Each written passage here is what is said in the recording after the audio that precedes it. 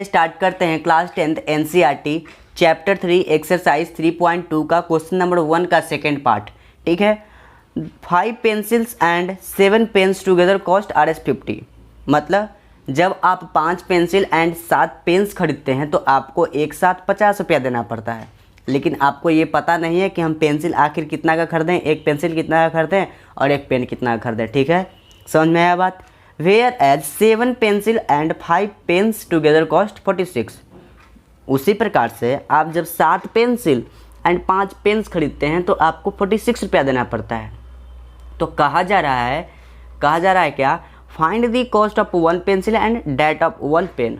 मतलब कि यही बात हुआ कि हम इतना तो जब 5 पेंसिल और 7 पेन खरीद रहे हैं तो 50 रुपया दे रहे हैं, 7 पेंसिल और 5 पेन खरीद रहे हैं तो 46 रुपया दे रहे हैं। तो कहा जा रहा है कि आप बताओ यार कि पेंसिल एक पेंसिल और एक पेन का दाम क्या है। मतलब जब एक पेंसिल खरीदेंगे और एक पेन खरीदेंगे तो कितना रुपया देना पड़ेगा। समझ में आया बात। लेकिन पार्टिकुलर अगर एक पेंसिल खरीदना है तो कितना देंगे और एक पेन खरीदना है तो कितना देंगे। ठीक है, तो करना क्या है, कुछ नहीं करना है, बस लेट करना है। ठीक है, तो स्टार्ट कीजिए सॉल्यूशन में।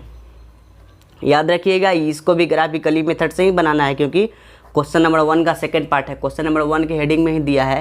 क्वेश्चन नंबर 1 की हेडिंग में क्या दिया है कि इसको ग्राफिकली से सोल्व करना है दोनों इक्वेशन को। मतलब 2 क्वेश्चन दिया था, पार्ट 1 और पार्ट 2। ठीक है, तो दोनों इक्वेशन को सोल्व करना है किससे, ग्राफिकली। तो स्टार्ट करते हैं। ठीक है ना, तो लेट करिए। Let the cost of 1 pencil be x. मतलब x रुपया में एक पेंसिल खरीद लेंगे हम। And the cost of 1 pen be Rs समझ में आया ना बात आपको, कि अगर एक पेंसिल x रुपया में खरीदते हैं और एक पेन हम कितना खरीदते हैं, y रुपया में। बात समझ में आया। अब क्या करना है कि आपको सोचना है कि अब क्या करेंगे। देखिए, हमको चाहिए 5 पेंसिल और 7 पेंसिल का दाम, क्योंकि हम लोगों को तो यही दिया है 5 पेंसिल और 7 पेंसिल। ठीक है ना, तो हम लोग क्या करेंगे, cost of 5 pencil is 5 into x equal to 5x। अच्छा, ये क्यों किए, देखिए हम लोग तो एक पेंसिल का दाम मान ही लिए हैं। ठीक है ना, दाम निकाल आखिर क्यों रहे हैं, क्योंकि देखिए यहाँ पे इक्वल टू 50 दिया है। ठीक है, और पेंसिल ये दोनों क्वांटिटी में है तो हम लोग क्वांटिटी को रुपीज़ से इक्वल नहीं कर सकते हैं, इसको भी रुपीज़ में लाना होगा। तो हम लोग मान लिए कि एक पेंसिल का दाम x रुपया है। ठीक है, और एक पेन का दाम y रुपया है। उसी प्रकार से 5 पेंसिल, जब एक पेंसिल का दाम हमको पता हो गया तो 5 पेंसिल का दाम पता नहीं हो जाएगा, 5 से गुना कर देंगे। तो इसलिए cost of 5 pencil is 5 into x, मतलब गुना कर दिए 5 इंटू एक्स तो 5x हुआ। And cost of 7 pens is 7 into y, 7y। बच्चा वाला खेल है, बस ये दोनों आपको आ गया आंसर। मतलब ये इसी के इक्वल आया, मतलब 5 पेंसिल एंड 7 पेन के दाम के इक्वल आया। ये कैसे आया, देखिए ये दोनों को जब हम ऐड करेंगे 5x plus 7y equal to 50 rupees आ जाएगा। कैसे, इक्वेशन नंबर 1 ये पहले हो गया। ठीक है, कैसे हुआ, देखिए ये आपको क्वांटिटी में दिया है, ये भी क्वांटिटी में है। क्वांटिटी मतलब ये 5 पेंसिल है 7 पेन है, इक्वल टू 50 पे आपको देना पड़ रहा है। लेकिन यहाँ पे क्या है कि 5x रुपीज़ और 7y rupees equal to 50 rupees. समझ में आया बात। मतलब ये दोनों रुपीज़ को जोड़ेंगे, 2 रुपया 3 रुपया, 2 रुपया 3 रुपया जोड़ेंगे तो कितना आएगा, 5 रुपया। इसी प्रकार के 5x रुपीज़ और 7y रुपीज़ को जब जोड़ेंगे तो कितना आएगा, 50 रुपया। Equation number 1। ठीक है, अब आगे बढ़ना है इक्वेशन नंबर 2 के लिए। ठीक है, देखिए 7 pencil and 5 pens together cost 46। Whereas यहाँ पे लिख देते हैं, वेयर एज कॉस्ट ऑफ, देखिए 7 पेंसिल और 5 पेन्स का दिया है तो हम लोगों को तो एक क्वांटिटी का दाम पता होता है तो कितना का भी निकाल लीजिएगा, 100, 1000, 1 लाख, 1 करोड़ सब निकाल लीजिएगा। तो एक का दाम पता है ना कि एक पेंसिल का दाम x रुपया है और एक पेन का दाम y रुपया है।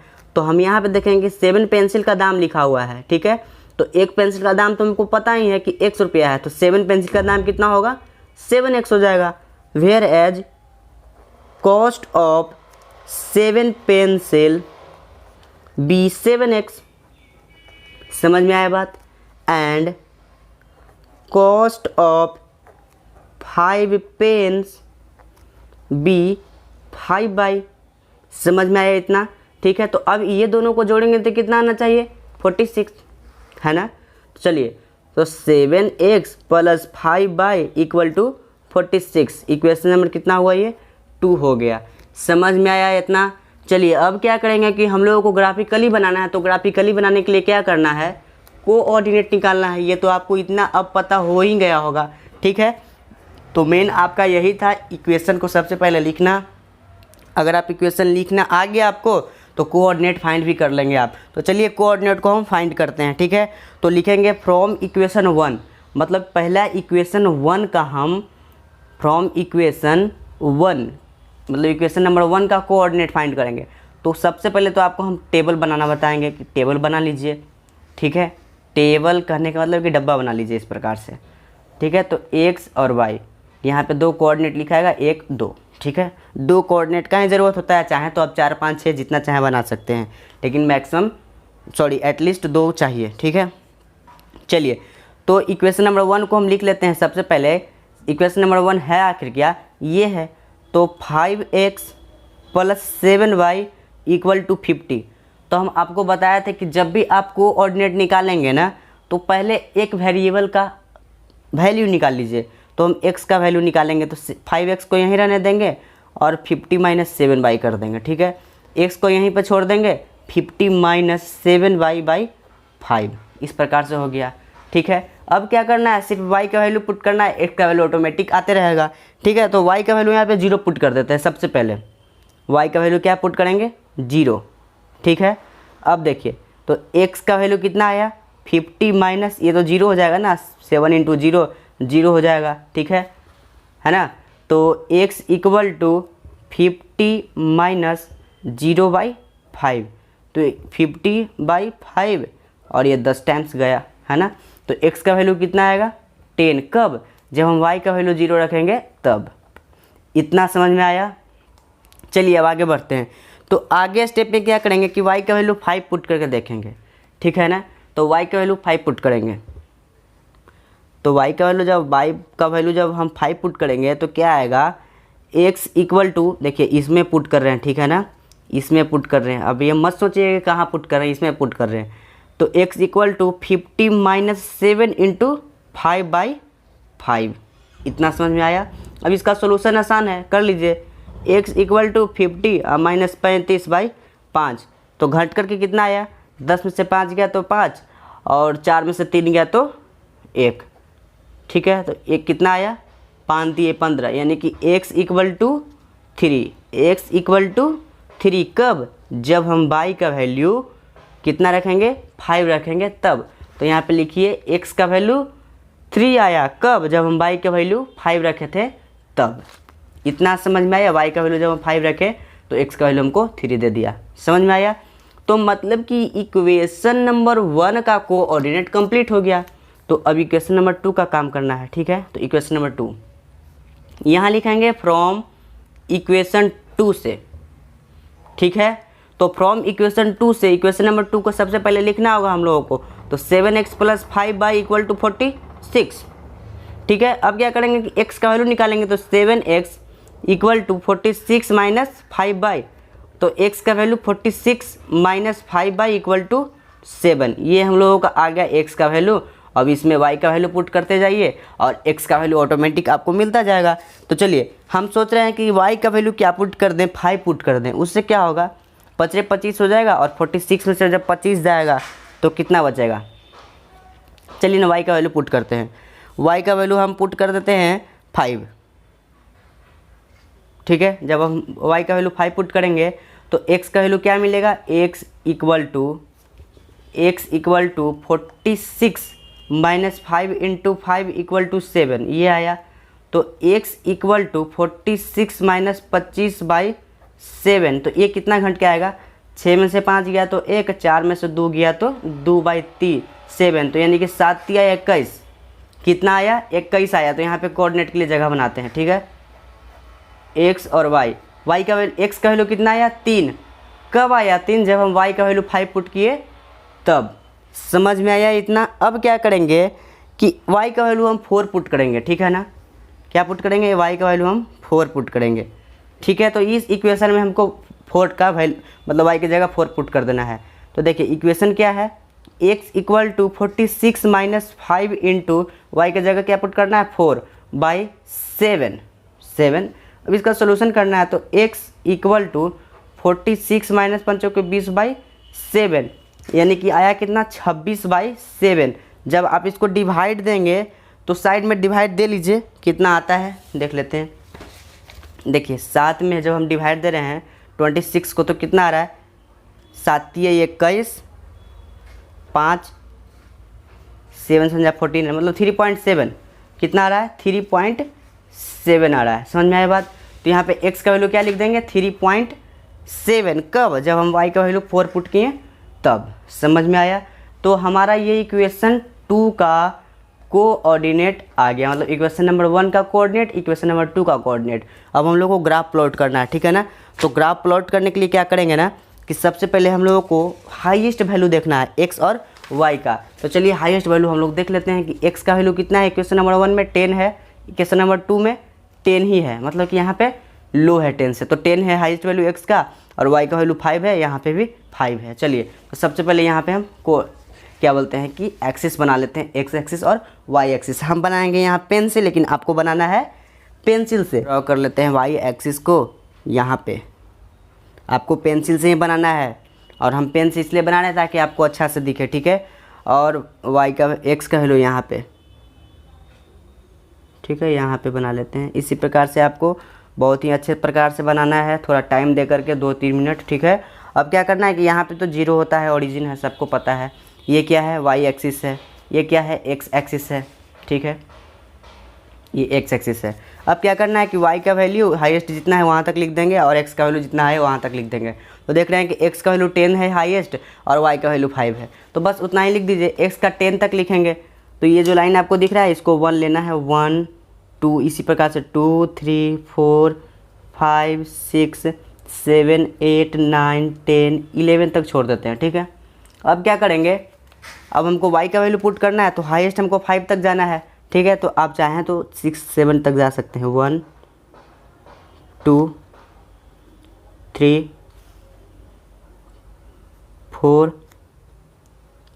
5 और ये 6 5 तक ही जाना था, लेकिन हम 6 तक चलेगा, कोई दिक्कत नहीं, यहाँ पे ओरिजिन होता है, ठीक है। अब क्या करना है कि हम लोगों को ऑर्डिनेट देखना है, कोऑर्डिनेट। तो देखिए तो पहले इक्वेशन नंबर 1 का, उसके बाद इक्वेशन नंबर 2 का, और इक्वेशन नंबर 1 में भी किसका, पहले x का, इक्वेशन नंबर 2 में भी पहले किसका देखना है, x का। तो x 10 है हमारे सामने, y 0 है, तो x 10 है, यहाँ पे आइए, अब y 0 है। तो पहले x पे इसलिए जाते हैं कि y जितना बोलेगा उधर चले जाएंगे। तो y पॉजिटिव बोलता है तो ऊपर जाते हैं और निगेटिव बोलता है तो नीचे आते हैं, ठीक है। लेकिन यहाँ पे तो 0 बोल दिया, तो 0 क्या होता है, ना पॉजिटिव होता है ना निगेटिव होता है, तो हम कहीं नहीं जाएंगे, यहीं पे रुक जाएंगे, ठीक है। तो कितना हुआ, x का वैल्यू 10 और y का वैल्यू 0, यहाँ पे ऐसे लिख देना है, ठीक है ना, ताकि हमको पता चले कि आखिर कौन सा पॉइंट है, ठीक है। तो हम पता चल जाएगा कि हाँ x का वैल्यू यहाँ पे 10 है और y का वैल्यू 0 है, ठीक है। अब हम चलेंगे सेकंड कोऑर्डिनेट पे। तो सेकंड कोऑर्डिनेट है 3 5, मतलब x का वैल्यू 3 और y का वैल्यू 5। चलिए x का वैल्यू 3 और y का वैल्यू 5, तो पहले तो 3 पे आएंगे और y का वैल्यू देखेंगे कि y का वैल्यू 5 कहाँ हो जाएगा, ठीक है। तो 3 पे आएँ और 5 बोला है तो यानी कि पॉजिटिव में, तो ऊपर जाएंगे इसी लाइन पे जहाँ पे 3 लिखा है उसी लाइन पे आगे जाएंगे ऊपर में, और जहाँ 5 है वहाँ रुक जाएंगे। यहाँ इधर सामने देखिए 5 है ना, तो यहाँ रुक जाएंगे और यहाँ पे लिख देंगे कि ये 3 और 5 है, मतलब पहले x का वैल्यू उसके बाद y का वैल्यू, और इस दोनों पॉइंट को जो अभी आया उसको स्केल से मिला लेंगे, ठीक है ना। एक लाइन ऐसे ड्रॉ करेंगे, तो इसको यहाँ रखेंगे और इसको यहाँ रखेंगे, और क्या करेंगे कि बहुत ही अच्छे प्रकार से इसको मिला लेंगे, ठीक है। तो यहाँ इधर उधर होना नहीं चाहिए, इधर उधर होगा तो आंसर गड़बड़ा जाएगा, ठीक है ना। इसको अच्छे से रख करके यहाँ पे मैच करवा दीजिए, ठीक है। अब क्या करना है कि इस लाइन पे आपको इसका इक्वेशन लिख देना है, ठीक है। तो इक्वेशन नंबर 1 आखिर है मेरे पास क्या, देखिए 5x + 7y = 50। इसमें लिख देंगे यहाँ पे 5x +7y = 50, ठीक है, यहाँ पे लिख दिए।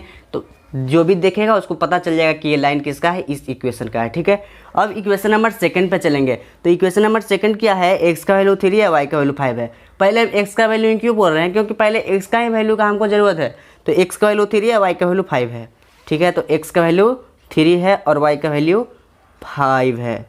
तो मतलब कि यहीं पे आ रहा है ना, 2 कॉपी आ रहा है। तो x का वैल्यू 3 और y का वैल्यू 5 है, ठीक है। तो एक और लिख ही देते हैं कि x का वैल्यू 3 है, y का वैल्यू 5 है, ठीक है। अब क्या करना है कि x का वैल्यू 3.7 है, तो 3.7 कैसे लेंगे। देखिए, जब आप 3 पे जाएंगे तो सबसे पहले 3 कंप्लीट है, उसके बाद पॉइंट में 7 है। तो यहाँ पे देखेंगे, आप जूम करके तो हम दिखा नहीं सकते हैं, आपको नज़र आ रहा है तो ठीक है, नहीं तो आप ग्राफ पेपर में देखिएगा, आपको बहुत ही पतला पतला लाइन दिखेगा, ठीक है। वहाँ से 7 तक गिन लेना है आपको। तो 5 तो ये मोटा वाला लाइन आता है, ये जो मोटा वाला लाइन है 5 तक आएगा। उसके बाद 2 आगे वर्जन है, 1 2, ये हुआ। आप गिन भी सकते हैं 1 2 3 4 5 6 7। तो ये आपका हुआ मोटा वाला लाइन से 2 आगे, ठीक है, एक छोड़ के दूसरे लाइन पे ही, ठीक है। तो हमको आगे जाना है। 3.7 तो x का वैल्यू था और y का वैल्यू कितना है, 4 है। तो मतलब इसी लाइन पे, जो लाइन पे हम पॉइंट किए ना, उसी लाइन पे आगे जाना है, कहाँ तक, 4 तक, मतलब यहाँ तक, ठीक है। तो आगे जाते हैं और दिखाते हैं आपको कहाँ तक होगा। ये हो जाएगा आपका, ये 4 यहाँ है इस लाइन पे। तो 3 कंप्लीट करने के बाद दूसरे लाइन पे, मतलब ये हुआ आपका, ये पॉइंट हो गया आपका किसका, 3.7 और ये 4 का, ठीक है। समझ में आया। तो अब हमको क्या करना है कि इस लाइन को और इस लाइन को दोनों को मैच करवाना है, ठीक है। पॉइंट को, ठीक है ना। तो इस पॉइंट को और इस पॉइंट को मैच करवाना है। तो मैच करवा देते हैं आराम से, ठीक है। तो मैच करवाने पर ये देखिए, ये मैच हो गया हमारा, ठीक है। अब क्या देखेंगे हम लोग कि हम लोगों को मिलेगा क्या, ग्राफ मिलेगा। कैसा ग्राफ, ग्राफ मिलेगा हम लोगों को आंसर, ठीक है ना। तो जहाँ पे पॉइंट कट किया है, ठीक है, मतलब जहाँ पे दोनों लाइन कट गया वहाँ पे देखेंगे कि ये किसके नीचे कट किया है। तो आप देखेंगे कि 3 और 5 के नीचे कट किया है। मतलब जब आप इसके नीचे जाएंगे तो x का वैल्यू मिलेगा और इधर जाएंगे तो y का वैल्यू मिलेगा। तो जब आप इधर जाएंगे तो देखेंगे कि ये जो 5 पे है और इधर जाएंगे तो देखेंगे कि ये तो x पे है, ठीक है। मतलब ये पॉइंट जहाँ पे कट कर रहा है ना, उस लाइन के नीचे जाइए तो ये मोटे वाले लाइन पे कट किया है, ये देखिए ये यहाँ पे कट किया है। तो यहाँ पे नीचे जाएंगे तो देखेंगे कि आपको 3 मिल रहा है, ठीक है, ये अंक 3 आपको दिखेगा। और जब आप इधर चले जाएंगे तो देखेंगे कि अच्छा ये तो 5 पे मिल रहा है। तो आप क्या लिखेंगे आंसर में, आपका आंसर क्या हो जाएगा, आपका आंसर होगा कि पहले 3 का वैल्यू लिखाता है, सॉरी x का वैल्यू लिखाता है। तो x तो 3 है आपका और y क्या है, 5 है। चलिए, तो ये आपका आंसर हो गया। मतलब क्या हुआ कि हम x किसको माने थे, यहाँ मतलब समझा देते हैं ऐसे। देखिए, x किसको माने थे, x तो माने थे कि हम एक पेंसिल का दाम माने थे। तो कॉस्ट ऑफ 1 पेंसिल क्या हुआ आपका, 5 हो गया, ठीक है, सॉरी 3 हो गया। और कॉस्ट ऑफ 1 पेन क्या हो गया, 5 हो गया। तो यहाँ पे लिखेंगे कॉस्ट ऑफ 1 पेंसिल क्या क्या माने थे हम लोग, x माने थे। तो x का वैल्यू तो हम लोगों के पास 3 आ गया, 3 आ गया, ठीक है, मतलब 3 रुपीज़। और कॉस्ट ऑफ 1 पेन क्या माने थे, y माने थे। तो y का वैल्यू कितना आया, 5 आ गया। तो देखिए हम लोगों को यही आंसर हो गया।